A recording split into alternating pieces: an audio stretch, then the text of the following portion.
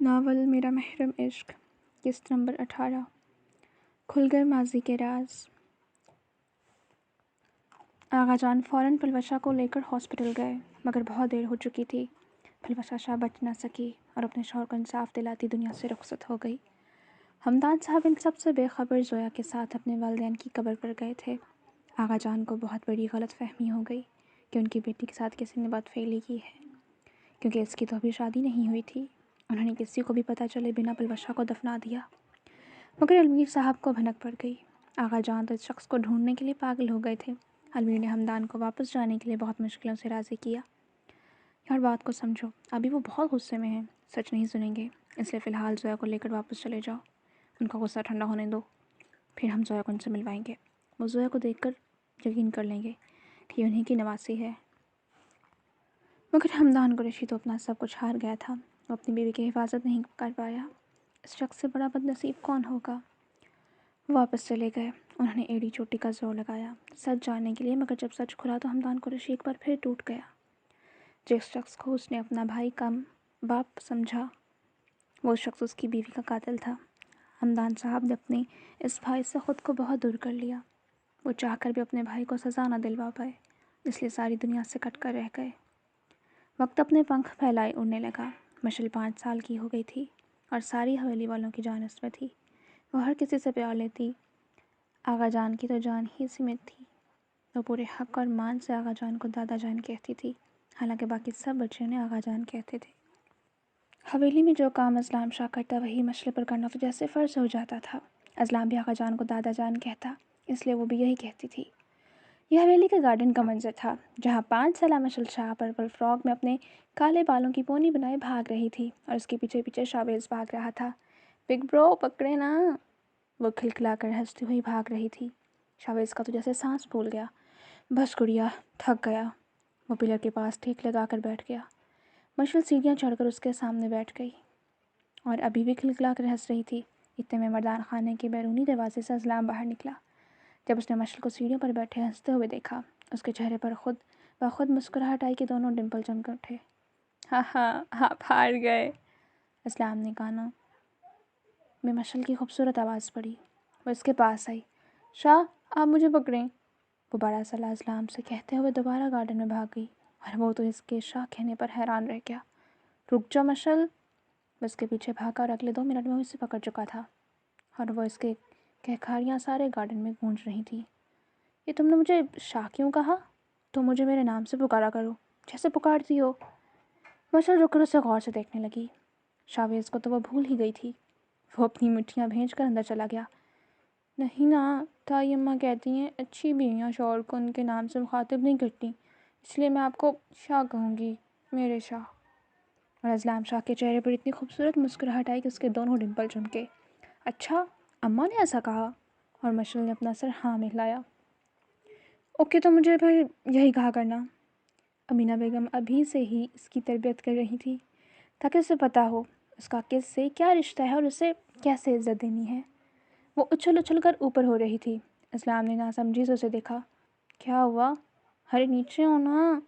وہ اسلام فوراً اس کی طرف جھکا۔ اس نے اپنے دونوں ہاتھوں کی شہادت والی انگلی اسلام کے گالوں پر اس کے ڈمپل پر رکھی۔ یہ مجھے دے دیں، وہ فرمائش کرتی اسلام کو بہت پیاری لگی۔ تمہیں میرے ڈمپل پسند ہیں؟ اور مشل نے زور و شور سے ہاں میں سر ہلایا۔ اچھا چلو، جب تم بڑی ہو جاؤ گی تب میں تمہیں دے دوں گا۔ مشل نے اپنا ہاتھ اس کے سامنے پھیلایا۔ پکا پرومس؟ ہاں میری سنو وائٹ، پکا پرومس۔ وہ اس کے ہاتھ کو مضبوطی سے پکڑ چکا تھا۔ اسلام نے جھک کر اس کی پیشانی چومی اور وہ کھلکھلا دی۔ چلو اندر چلتے ہیں۔ اسلام نے اس کا ہاتھ پکڑا اور اندر کی جانب بڑھ گئے۔ وہ اندر آئے تو سامنے ہی آغا جان بیٹھے کوئی کتاب پڑھ رہے، تو وہ آغا جان کو دیکھ کر ان کے پاس بھاگی۔ دادا جان! اور آغا جان نے فوراً مسکراہٹ دبائی اور کتاب چھوڑ دی۔ وہ ان کے پاس آ کر بیٹھ گئی۔ کتنی بار کہا ہے آغا جان کہا کرو! وہ اس سے مصنوعی خفگی سے ڈپٹے کتاب پڑھ رہے تھے۔ نہیں، میں کیوں آغا جان کہوں؟ میں تو دادا جان ہی کہوں گی، آپ تو میرے دادا ہیں نا۔ اب کی بار آغا جان اپنی مسکراہٹ دبا نہیں پائے اور کھل کر مسکرائے۔ اس نے آغا جان کے ہاتھ سے کتاب پکڑی اور اپنی ہتھیلی پھیلائی۔ میری چاکلیٹ نکالیں؟ اور آغا جان نے ایک نظر اس کی روشنی بھری آنکھوں میں دیکھا۔ اوہ ہو! वो तो मैं भूल गया। उन्हें उसमें पलवशा की झलक नज़र आती थी। क्या मतलब भूल गए? जाएं, मैं नहीं बात करती आपसे। वो सोफे से नीचे उतर गई। जब आगा जान ने उसे पकड़ा, भाई हम तो मजाक कर रहे थे, ये देखो लाया हूँ ना। उन्होंने अपनी जेब से चॉकलेट निकाल कर उसके हाथ पर रखी और वो खिलखिलाती हुई उसे पकड़ चुकी थी। अज़लाम भी उसके पास आकर बैठ गया। अब वो अज़लाम को चॉकलेट पकड़ाकर उसका रैपर खुलवा रही थी। इस वक्त इर्तिज़ा साहब लाउंज में बैठे सिगरेट नोशी कर रहे थे जब माशाल्लाह मीना बेगम के कमरे से निकलकर लाउंज में आई। सिगरेट की स्मेल से उसका सांस उखड़ गया। इस वक्त अज़लाम सीढ़ियाँ उतरता हुआ नीचे आ रहा था। मशल को सीने पर हाथ रखते देख वो उसकी तरफ भागा। स्नो, क्या हुआ? वो फ़ौरन उसे अपने साथ लगा चुका था। मशल की आंखों में आंसू आ गए। सांस नहीं आ रही, धुआं। और अज़लाम ने फ़ौरन लाउंज के सोफे पर बैठे इर्तिज़ा साहब को देखा। वो फ़ौरन मशल को कमरे में ले गया। वहाँ जाकर उसने मशल को विंडो के पास बिठाया और उसका सांस कुछ दुरुस्त हुआ। उसके बाद वो कमरे से निकला और अब उसका रुख लाउंज में बैठे इर्तिज़ा साहब की तरफ था। आपको कितनी बार कहा चाचा साईं, हवेली में स्मोकिंग मत करें, मशल की तबीयत ख़राब हो जाती है। वो 13 साल बच्चा चीख उठा और इन सब ने हैरत अज़लाम की तरफ देखा। इर्तिज़ा साहब का तो खून ही खौल उठा। यह क्या तरीका है बड़ों से बात करने का? तुम्हें कोई तमीज़ नहीं है? वो फ़ौरन उठ खड़े हुए। अलमीर साहब लाउंज में दाखिल हो रहे थे। भाई को गुस्से में देखकर उनके पास आए। तमीज़ तो आपको नहीं है, हर वक्त सिगरेट पीते रहते हैं। अगर मेरी मशल को कुछ हुआ तो मैं आपको छोड़ूंगा नहीं। उसका चेहरा लाल हो गया। वो गुस्से से चीख कर वापस कमरे में भाग गया और इर्तिज़ा साहब को यकीन आया कि उनका 13 साल भतीजा उनके मुंह पर इतनी तस्लील करके गया। अलमी ने उन्हें कंधों से पकड़ कर बिठाया।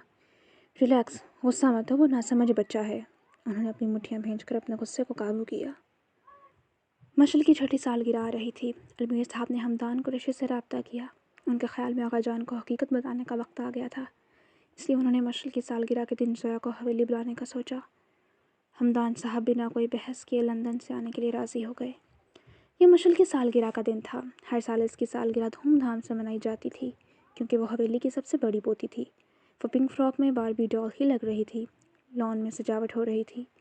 यह मगरिब के वक्त बाद का वक्त था जब अलमीर साहब और आफिया बेगम दोनों हमदान साहब को पिक करने के लिए एयरपोर्ट जाने वाले थे। आफिया ने मशल को बताया था कि उनके मामू और उनकी बेटी आ रही है। वो बहुत खुश थी कि उसने ज़िद की कि वो भी उनके साथ एयरपोर्ट जाएगी। अलमीर साहब ने अपनी बेटी की कोई ख्वाहिश भी रद्द नहीं करते थे, इसलिए उसे भी साथ ले जाने के लिए राज़ी हो गए। वो गार्डन में खड़ी थी जब अज़लाम उसके पास आया। मशल, तुम यहीं रहो, तुम क्यों जा रही हो?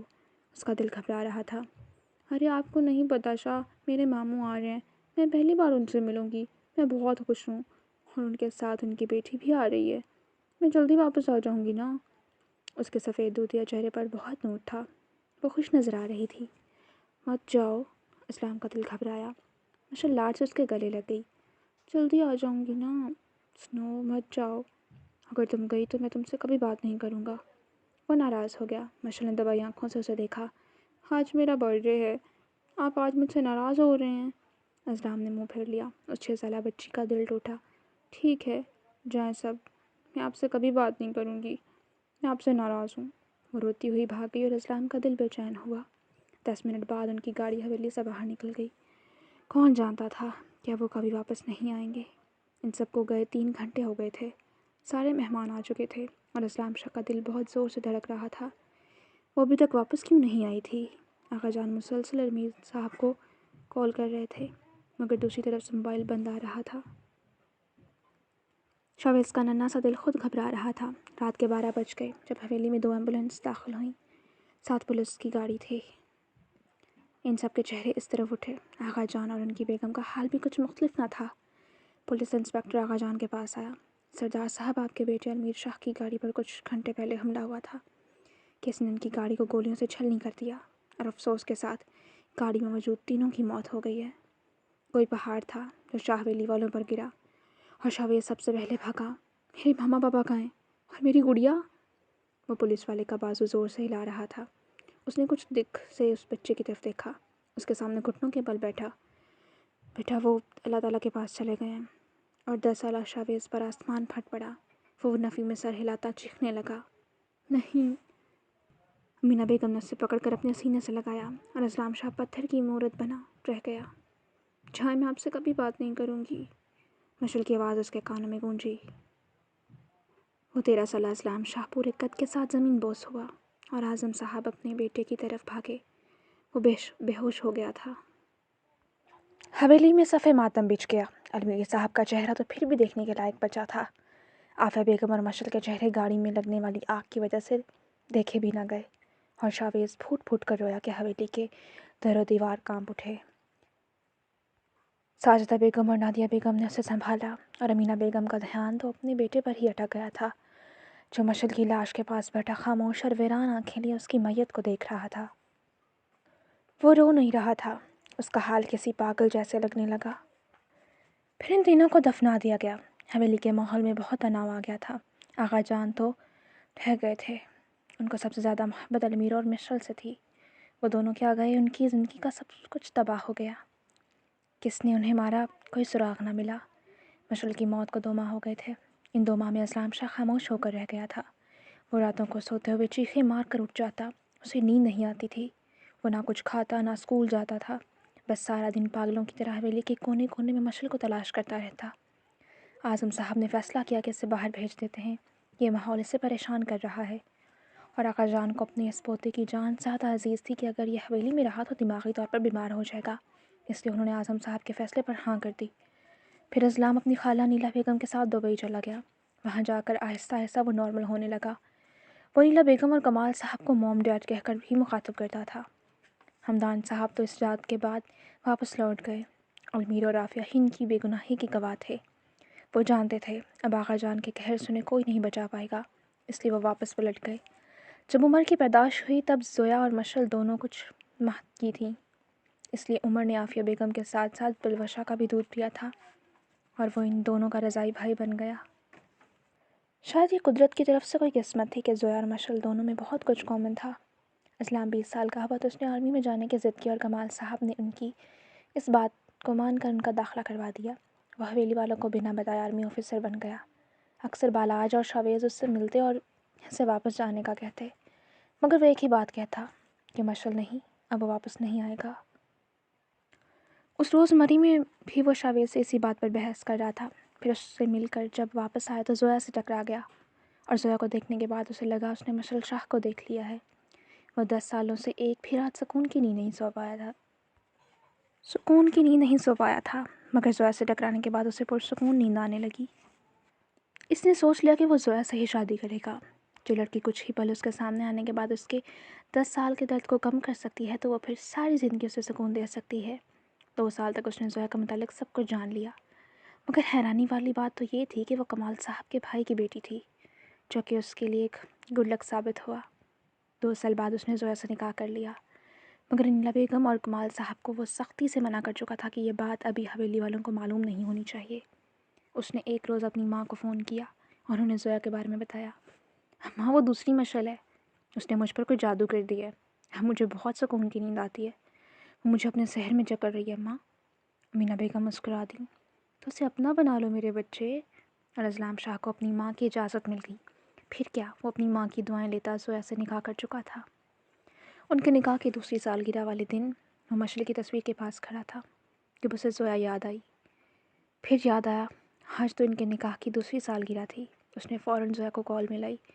अभी वो बात कर ही रहा था कि जब रमला उसके कमरे में बिना इजाज़त मुंह उठाकर दाखिल हुई। उसके शाह साईं कहने पर तो इस्लाम शाह का खून खौल उठा। उसकी हिम्मत कैसे हुई ख़ुद को मशल समझने की। फिर हवेली में जो तमाशा लगा वो सब कुछ सामने था। इसके बाद जब आगा जान ने बिलवशा शाह के साथ हुए गुनाह का बदला जोया की इज्जत से लेने का फ़ैसला सुनाया तो इस्लाम शाह के दिमाग की नसें फटने के करीब आ गईं। उसने किस तरह ख़ुद पर काबू पाया वही जानता था। वो अपनी बीवी पर कोई आंच नहीं आने देगा, ये तो तय था। उसने जोया के लॉकेट को अपने मोबाइल से कुछ इस तरह से कनेक्ट कर रखा था कि अगर जोया के पास कुछ सेंसिटिव बातें हों या उसकी जान को ख़तरा हो तो इसके सेंसर से अलार्म दें। इसलिए इस रोज़ जब वो जोया को मारने की बातें कर रहे थे, वो सब इस सेंसर की वजह से इस्लाम के मोबाइल ने उसे इमरजेंसी हेल्प शो करवा दिया। वो फ़ौरन जोया को बचाने हमदान मेंशन पहुंचा।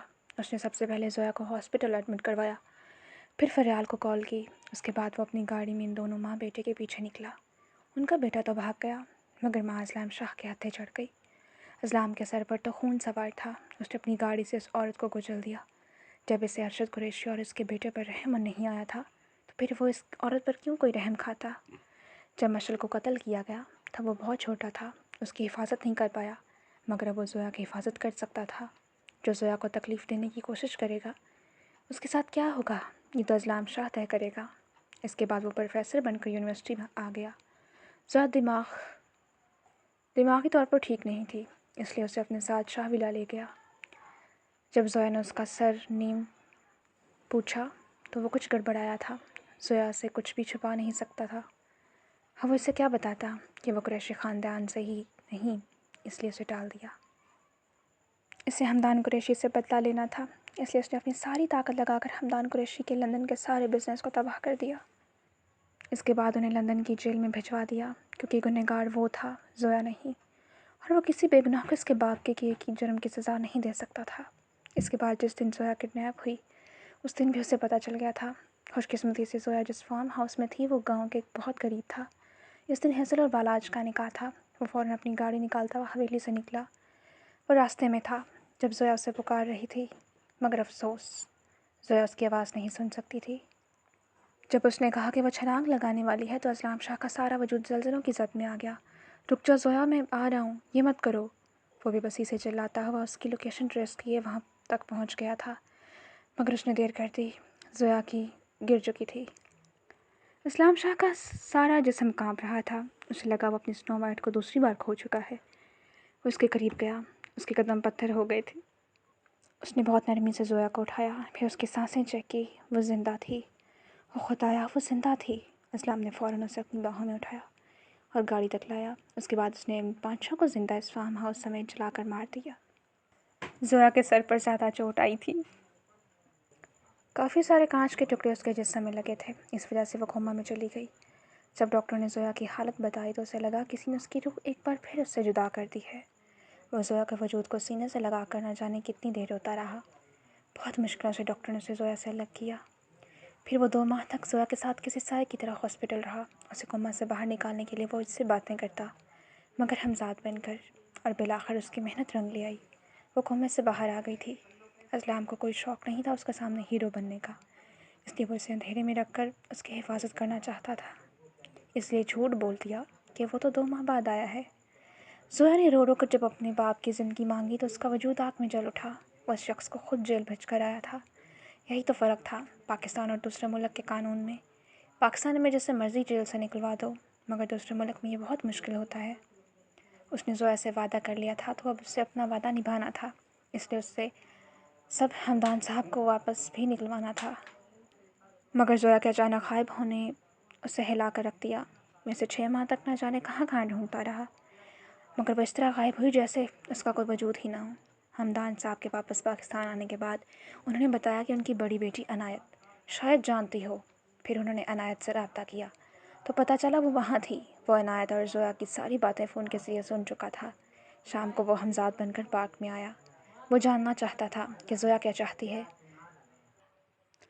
جب اس نے کہا کہ وہ اس سے کبھی بھی نہیں چھوڑ سکتی تو اسے واقعی دلی خوشی ہوئی تھی، مگر جس چیز نے اسے حیران کیا وہ یہ انکشاف تھا کہ وہ 8 سال کی عمر سے اسے پسند کرتی ہے۔ ضرور اس نے کمال صاحب کے گھر اسے دیکھا ہوگا۔ یہ محض اسلام کا خیال تھا، اب حقیقت کیا تھی یہ تو وہ بھی نہیں جانتا تھا۔ پھر 2 دنوں بعد وہ اسلام بن کر اسکول پہنچ گیا۔ اپنی بیوی کو جھٹکا بھی تو دینا تھا نا۔ اس کے بعد وہ اسے واپس لے آیا اور شادی کی رات اسے جو کچھ سچ بتایا وہ اسے ہلا کر رکھ دینے کے لیے کافی تھا۔ اس کی پھوپھو بلوشہ شاہ شادی شدہ تھی۔ حمدان قریشی بے گناہ تھا، بلوشہ بے گناہ تھی۔ اس کی گاڑی 2 گھنٹے کی مسافت کے بعد گاؤں کی حدود میں داخل ہو چکی تھی۔ وہ آج بہت غصے میں تھا۔ رات کے 2 بج گئے تھے۔ اس نے گاڑی حویلی کے پورچ میں روکی اور اندر کی جانب بڑھ گیا۔ ساری حویلی سناٹے میں ڈوبی ہوئی تھی۔ وہ سیڑھیاں چڑھتا دوسرے فلور پر آیا۔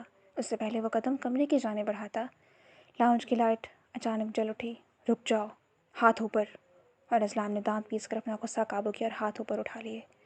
وہ گھوم کر اسلام کے سامنے آیا۔ اس کا منہ پورا کا پورا کھل گیا۔ ہائے، میں تو لٹ گیا، برباد ہو گیا۔ میری AS کی ہڈی چوری کرتے ہوئے آپ کو شرم نہیں آئی؟ اتنے امیر ہوتے ہوئے بھی آپ نے میری 10,000 کی موسٹ فیورٹ ہڈی چوری کر لی۔ میں 1 سال سے حویلی کے سارے کمروں میں ڈھونڈتا پھر رہا ہوں۔ اسلام نے اسے گدی سے پکڑا۔ وہ مچل اٹھا۔ کمینے شخص، ایک ہڈی کے پیچھے ایسے رو رہے ہو جیسے میں نے تمہاری جان لے لی ہو۔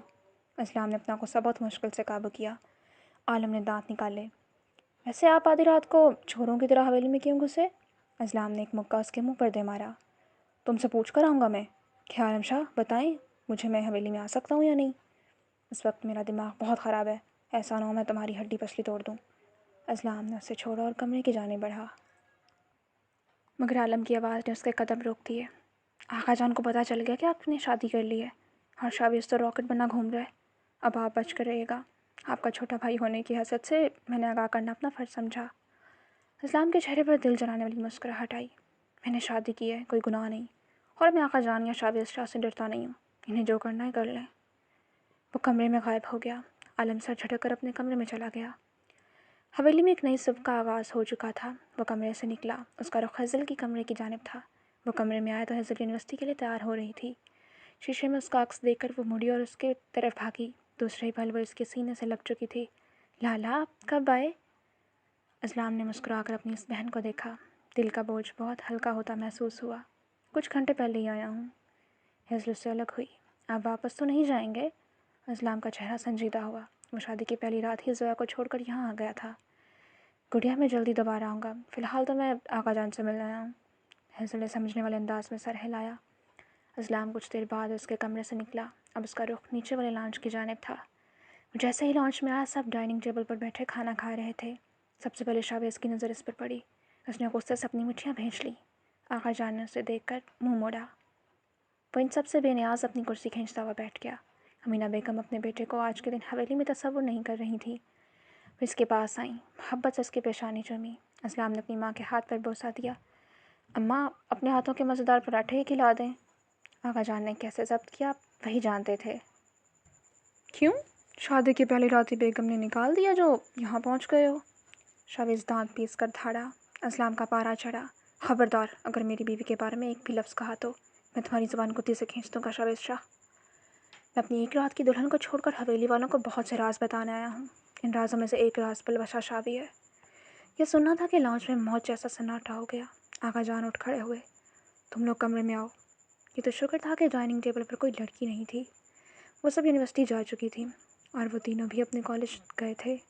کچھ دیر بعد وہ سب آقا جان کے کمرے میں بیٹھے تھے۔ شاویز تو اسے بھسم کر دینے والی نظروں سے گھور رہا تھا۔ تم نے اچھا نہیں کیا اسلام شاہ، میری گڑیا سے بے وفائی کی ہے۔ اسلام نے بیزاریت سے آنکھیں جم کی۔ شاویز شاہ، وہ تم ہی تھے جس نے کہا تھا مشعل کو بھول جاؤ، آگے بڑھ جاؤ۔ تو آگے بڑھنے کے لیے شادی بھی تو کرنی ہوتی ہے۔ میں نے کر لی شادی، اور اپنی سنو سے میں نے کوئی بے وفائی نہیں کی۔ میں آج بھی اسے اتنی ہی محبت کرتا ہوں جتنی سالوں پہلے کرتا تھا، مگر اسے چھوڑو، ابھی تو کسی بے گناہ کے ساتھ ہوئے جرم کا حساب ہونا ہے۔ اس نے اپنی جیب سے وہ نکالا اور آقا جان کے سامنے کیا۔ یہ رہا حمدان قریشی اور پلوشہ شاہ کی بے گناہی کا ثبوت۔ ذرا گواہوں کے دستخط میں اپنے بیٹے المیر صاحب کے دستخط بھی دیکھ لیں۔ کیا کہا تھا آپ نے؟ حمدان قریشی نے آپ کی بیٹی کی عزت کے ساتھ کھیلا؟ اب آپ کو بھی حمدان قریشی کی بیٹی کی عزت چاہیے۔ تو سنیں سردار صاحب، وہ لڑکی کوئی اور نہیں آپ کی نواسی ہے، زویا قریشی پلوشہ شاہ کی بیٹی ہے۔ اسلام شاہ نے آقا جان کی سماعتوں میں زہر گھولا۔ کمرے میں موجود ہر فرد کو اپنے سر پر حویلی کی عمارت گرتی محسوس ہوئی۔ آقا جان کے ہاتھوں سے وہ نکانا کما چھوٹ کر گر گیا۔ بلاج اور شاویز تو پتھر ہو گئے۔ یہی حال کمرے میں بیٹھے ان چاروں بھائیوں اور ان کی بیویوں کا تھا۔ انہوں نے بے یقینی سے اسلام کو دیکھا۔ جب حمدان قریشی عزت سے آپ سے پھپھو سائیں کا ہاتھ مانگنے آئے تب انکار کی کوئی وجہ بنتی نہیں تھی۔ آپ ایک بہترین باپ کبھی نہ بن سکے، مگر چچا سائیں نے ایک بھائی ہونے کا فرض بہت اچھے سے نبھایا۔ انہوں نے لندن بھیجنے سے پہلے ہی پھپھو کا نکاح حمدان قریشی سے کر دیا تھا۔ یہ اس نکاح نامے میں موجود تاریخ سے واضح ہوتا ہے۔ آپ نے مجھے زویا قریشی کی عزت کے ساتھ کھیلنے کا جب کہا تھا، وہ تب بھی میری بیوی تھی۔ حویلی آنے سے پہلے میں نے اسے نکاح کر لیا تھا۔ وہ آپ کا خون ہے، اس لیے مجھے نہیں لگتا کہ اب آپ کو میری اس شادی سے کوئی مسئلہ ہوگا۔ ایک اور بات، اس کی آنکھیں بھی اوشن بلیو ہیں۔ اسے بھی اسموکنگ سے الرجی ہے۔ اس کے اندر پلوشہ شاہ اور مشعل شاہ کی جھلک ہے۔ اسلام مسکرایا، پھر اٹھ کھڑا ہوا۔ وہ سالوں سے جاننا چاہتی ہے کہ اس کا ننیال کہاں ہے، لیکن مجھے نہیں لگتا اب مجھے اسے بتانا چاہیے۔ میں کیا کہوں گا کہ اسے تمہارے نانا کی نظر میں تم ایک ناجائز اولاد ہو۔ قیامت کے دن سے ڈریں جب پلوشہ شاہ کا گریبان پکڑ کر اپنے اولاد کے ساتھ ہوئی ناانصافی پر حساب مانگے گی۔ اور آقا جان کو لگا اسلام شاہ نے ان کے چہرے پر اپنے لفظوں سے تماچا مارا ہو۔ میں اپنی زندگی میں خوش ہوں، مجھے خوشی رہنے دیں۔ اور آخری بات، آج کے بعد اگر ہیزل کے ساتھ آپ نے پہلے جیسا سلوک کیا تو پھر میں اسے بھی وہ سارا سچ بتا دوں گا جو آج تک راز ہے۔ آغا جان کا سارا جسم کپا اٹھا اور بالاج کو لگا اسلام شاہ نے اسے نئی زندگی دے دی ہو۔ آج میرا ولیمہ ہے، اگر کوئی آنا چاہے تو آ سکتا ہے، میری خوشی میں شامل ہونے، نہ کہ اسے برباد کرنے۔ چلتا ہوں۔ اتنا کہتے ساتھ وہ کنگ میکر کی مسکراہٹ لیے نکل گیا۔ بالاج اپنی ماں کے روبرو آیا۔ اب تو آپ کو ثبوت مل گیا ہے نا کہ ہیزل کا کردار کیسا ہے۔ مجھے فخر ہے کہ وہ میری بیوی ہے۔ میں بہت خوش ہوں جس نے ہیزل کو ان حالات میں اپنایا جب کوئی بھی مرد اپنے غرور اور انا میں اس کے وجود کو کچل دیتا۔ بالاج کے لہجے میں کاٹ تھی۔ وہ بھی کمرے سے نکل گیا۔ ایک ایک کر کے سارے کمرے سے نکل گئے اور آغا جان خالی ہاتھ بیٹھے رہ گئے۔ صحیح کہتے ہیں، آدھا سچ پورے جھوٹ سے بھی زیادہ خطرناک ہوتا ہے۔ 11 بجے کے بعد اس کی گاڑی شاہ ویلا میں داخل ہوئی۔ وہ خود کو ہر بوجھ سے آزاد محسوس کر رہا تھا۔ وہ گاڑی پارک کرتا ہوا اندر کی جانب بڑھا۔ سامنے ہی انیلا بیگم بے چینی سے ٹہل رہی تھیں۔ اسے دیکھ کر وہ اس کے پاس آئیں۔ تمہارا دماغ کم کرتا ہے یا نہیں؟ یہی رات کی دلہن کو چھوڑ کر کہاں غائب ہو گئے تھے؟ وہ اس پر برس پڑی۔ اسلام نے اپنی مسکراہٹ روکی۔ وہ اس کے کیے بالکل دوسری ماں تھی۔ وہ اسلام کو اپنا بیٹا ہی سمجھتی تھیں، اس لیے اس پر پورا حق جتاتی تھیں۔ ریلیکس موم، ضروری کام سے گیا تھا۔ انیلا بیگم کی تو تیوری چڑھی۔ ضروری کام کے بچے، بھول گئے تمہاری کچھ گھنٹوں پہلے شادی ہوئی ہے؟ اپنی بیوی کا کوئی خیال ہے یا نہیں؟ وہ بخار میں تپ رہی ہے۔ یہ سنا تھا کہ اسلام کے چہرے کی مسکراہٹ غائب ہوئی اور چہرہ سفید پڑ گیا۔ وہ فوراً اپنے کمرے کی جانب بھاگا۔ انیلا بیگم نے افسوس سے اس کی پشت کو گھورا۔ جب اتنی محبت ہے بیوی سے تو پھر کام ہی ایسا کیوں کرتا ہے؟ یہ شاہ ویلی کا خون ہے، نہ جانے کس پر چلا گیا ہے۔ وہ دل ہی دل میں گڑتی سر جھٹک کر اپنے کمرے کی جانب بڑھ گئی۔ وہ کمرے میں آیا تو ڈم لائٹ جل رہی تھی اور بیڈ پر لیٹی شاید سوئی ہوئی تھی۔ اسلام فوراً اس کے پاس آیا، نرمی سے اس کا ہاتھ اپنے چہرے سے پیچھے کیا اور بخار کی تپش چیک کی۔ اسے ابھی بھی بخار تھا۔ اسلام اس کے پاس ہی بیٹھ گیا، پھر غور سے اس کے چہرے کو دیکھنے لگا۔ وہ کتنی خوبصورت تھی۔ کاش تم مشعل شاہ ہوتی۔ اس کے دل سے ایک کاش نکلی۔ اسلام نے آگے بڑھ کر اس کی پیشانی پر بوسہ دیا۔ وہ سو رہی تھی۔ کچھ دیر وہ اسے دیکھتا رہا، پھر بے خود ہوتا اس پر جھک گیا۔ وہ بخار میں غنودگی میں تھی۔ اسلام شاہ اپنی منمانیاں سر انجام دیتے ہوئے مدہوش ہو گیا۔ اس نے زویا کی بیوٹی بون پر دانتوں سے دباؤ ڈالا تو اس کے جسم میں حرکت ہوئی۔ وہ پھڑپڑائی، پھر اس کے منہ سے ایک کڑاہ نکلی۔ زویا کی آنکھیں آہستہ آہستہ کھل گئیں۔ سب سے پہلے اس کا دھیان خود پر جھکے اسلام پر گیا۔ آپ آ گئے شاہ؟ اس کی نخفیف آواز پر اسلام نے سر اٹھا کر دیکھا۔ ہاں میری جان، اور تمہیں یہ بخار کیسے چڑھ گیا؟ اس کے ہاتھ اب بھی زویا کے بدن پر منمانیاں سر انجام دے رہے تھے۔ پتہ نہیں، شاید شادی کے فنکشن کی وجہ سے تھکاوٹ ہو گئی تھی۔ اسلام نے اس کے ماتھے پر لب رکھے۔ اچھا فکر مت کرو، میں تمہاری ساری تھکاوٹ اپنی لمس سے ختم کر دوں گا۔ وہ دیوانگی کی آنچ میں کہتا زویا کو بیڈ کے درمیان میں کرتا اپنی شرٹ اتار پھینکتا اس کے اوپر جھک گیا۔ شام کے 5 بج گئے تھے۔ بیوٹیشین زویا کو تیار کرنے کے لیے آ گئی تھی۔ اسلام فریش ہونے کے بعد واش روم سے نکلا، پھر ایک نظر بیڈ پر سوئی زویا پر ڈالی۔ ڈریسنگ روم میں جا کر اس نے کبرڈ کھول کر اپنی شرٹ نکال کر پہنی، پھر دوبارہ زویا کے پاس آیا۔ اسلام نے اس کی پیشانی پر بوسہ دیا۔ زویا اٹھو میری جان، ریسیپشن کا ٹائم ہو گیا ہے۔ اس نے نرمی سے زویا کو ہلایا کہ اس کی اپنی مدی مدی آنکھیں کھولیں۔ اسلام نے اس کا بخار چیک کیا جو اب اتر چکا تھا۔ زویا کا چہرہ خفت سے سرخ پڑ گیا۔ اسلام شاہ نے کچھ الجھن سے اس کی طرف دیکھا۔ جاری ہے۔